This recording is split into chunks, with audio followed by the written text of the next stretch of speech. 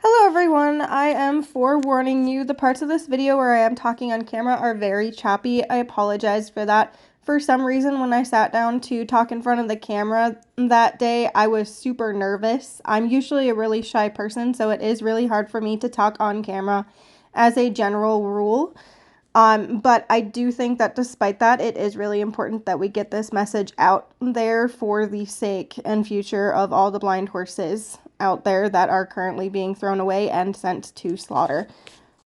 Because it's really sad and it doesn't need to be that way. These horses can be ridden and they can lead good lives. For example, here is a photo of my blind show horse, Sir Blinken.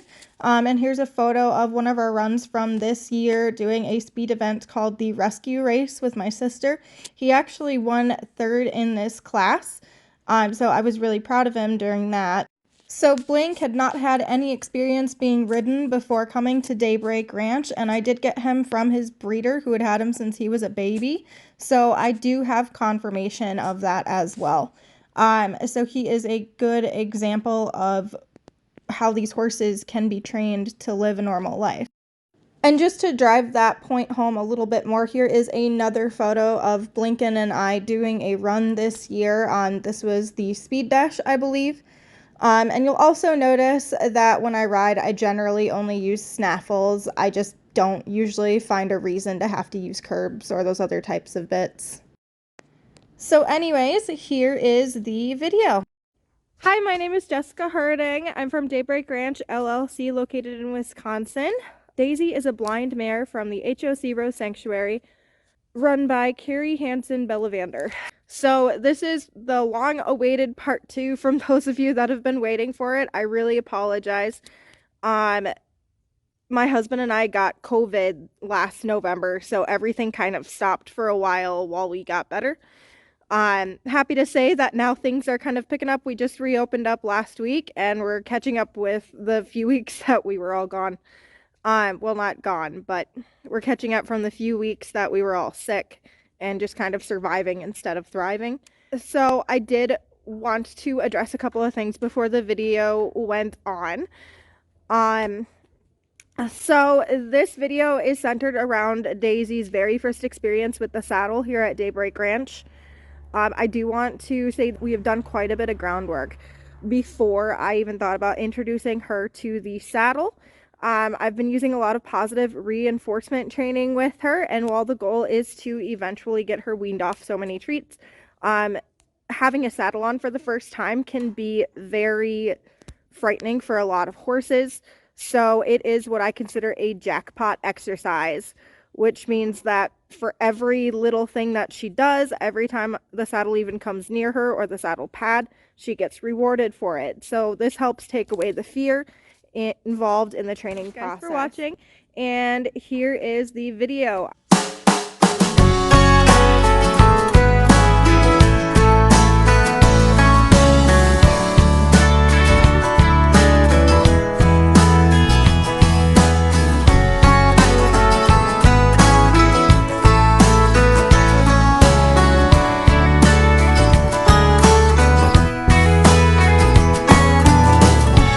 Here I am again outside your door.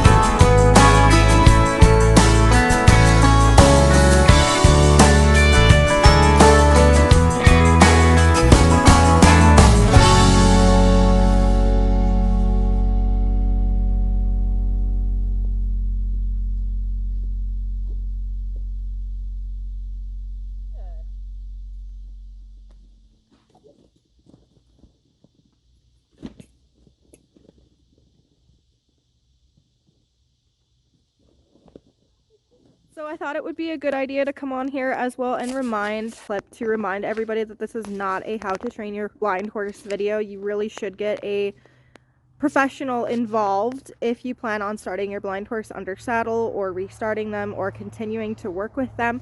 The point of these videos is just to broadcast that it can be done, that they are not lost causes, and that they can be ridden under saddle and lead successful lives, even being blind. Even though I introduced Daisy to the tack today, and I did use an English saddle rather than a Western saddle to cut down on the amount of flapping and scary things that she would have to process during the initial introduction, is she immediately ready for a rider? Absolutely not. The whole point was just to get her used to the equipment and start the conversation going. What you can do with a sighted horse, you really can't get away with a blind horse. And what I mean by that is you have to go slow. You have to go on their timeline when you're working with blind horses, or you're going to run into trouble and it could turn into a dangerous situation. So you guys will notice that I gave her quite a bit of cookies while I was introducing the saddle to her. Does that mean that from now on I will always have to give her that many cookies when it comes to putting the saddle on? Absolutely not. But during the first initial introductions or the first few sessions, it's really important that the horse associates the saddle and the saddle pad as a good thing, especially for blind horses where they can't actually see what's going on. So one of the things that I've been working with Daisy on is associating every scary noise and every touch that she doesn't expect with something positive. So I'm trying to rewrite how she associates the things that she finds scary. And that does take time. It's not an instantaneous process. A lot of people and a lot of trainers these days want to take shortcuts. That's why you see a lot of the harsher bits and the harsher styles of training, where you could just tie a horse's head down, or a lot of the main way of going about things these days is just to make the horse do it. Working with blind horses especially has taught me that that is not the way to go. As far as positive reinforcement versus negative reinforcement, for those of you that don't quite know the say so, to catch you up on to date, so negative reinforcement is what the majority of the horse world is taught as far as how to train horses goes. Negative reinforcement is the application of an annoying or bothersome stimulus, and usually what we are taught in the horse training world is to slowly increase that stimulus, whether it be your leg, the rein aid, etc., until the horse responds. When the horse responds, we take it away. Positive reinforcement is giving the horse a reward for the behavior that we want them to achieve. So the difference between that, let's say you have to submit a paper to your teacher or to your boss at work, and so your boss or your teacher comes to you and says, hey, you need to get this paper in by tomorrow or you're going to get fired or expelled, versus, hey, if you get this paper done by tomorrow, I'm going to give you a $50 gift card to your choice of restaurant. It's a much different tone and puts a different vibe as far as training goes. And while Daybreak Ranch is just starting to switch over officially after I've learned so much over the past few months researching this positive reinforcement thing on my journey to learn how to be less forceful in our training. Will we be able to get away from negative reinforcement entirely? No, but I think the changeover that we can do is switching over to non-escalating negative reinforcement. And we just use that to clarify things for the horse. Because thanks everyone for watching this video. By sharing Daisy's journey at Daybreak, Kari and I hope to bring about more awareness to the trainability of these wonderful horses. Make sure to check out HOC Rose Sanctuary and Daybreak Ranch on Facebook as well.